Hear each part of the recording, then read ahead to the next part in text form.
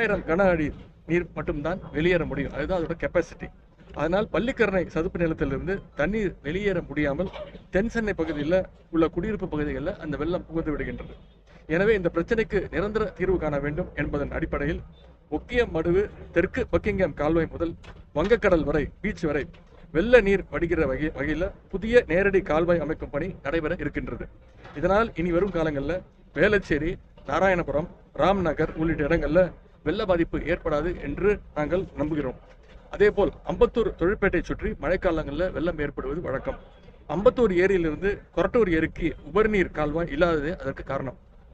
இந்த பிரச்சனைக்கு தீர்வு காண முதலமைச்சர் அவருடைய உத்தரவின் பேரில் ஒருங்கிணைந்த வெள்ள மேலாண்மை தீர்வு பணி திட்டம் ஒன்று உருவாக்கப்பட்டது. இதன் மூலம் அம்பத்தூர் ஏரியிலிருந்து கூவம் நதிக்கு கால்வாய் அமைத்து அம்பத்தூர் ஏரியிலிருந்து சுமார் 350 கன அடி நீரை கூவம் நதிக்கு திருப்பிவிட வழிவகை செய்யப்படும். இந்த பணி நிறைவடைந்தால் அம்பத்தூரிலும் வெள்ள நீர் பாதிப்பு ஏற்படாது. இந்த இரு பணிகளையும் தொடங்கியதன் மூலம் தென் சென்னை மக்கள் மற்றும் அம்பத்தூர் பகுதி மக்களுடைய நீண்ட நாள் கோரிக்கையை நம்முடைய முதலமைச்சர் அவர்கள் நிறைவேற்றியிருக்கின்றாங்க. இந்த பணிகள் பயன்பாட்டுக்கு வருகின்ற பொழுது பருவமழையின் போது முந்தைய ஆண்டுகளைப் போல் வரும் காலங்களில் நிச்சயம் வெள்ள பாதிப்பு இருக்காது. அரசு மேற்கொள்ளும் இந்த பணிகளுக்கு பொதுமக்கள் தங்களுடைய முழு ஒத்துழைப்பும் தர வேண்டும் என்று நான் கேட்டுக்கொள்கின்றேன்.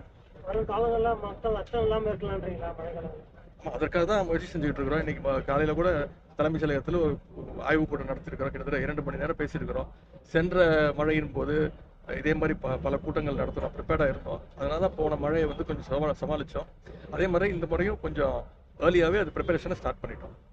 சென்னையில் பண்ணுற மாதிரி தென் மாவட்டங்கள்லாம் எதிர் பண்ணுறதுக்கு வாய்ப்பு இருக்குமா? நிச்சயமாக அதுக்கான அறிவுரைகளை முதலமைச்சர் அவர்கள் வழங்குவார்.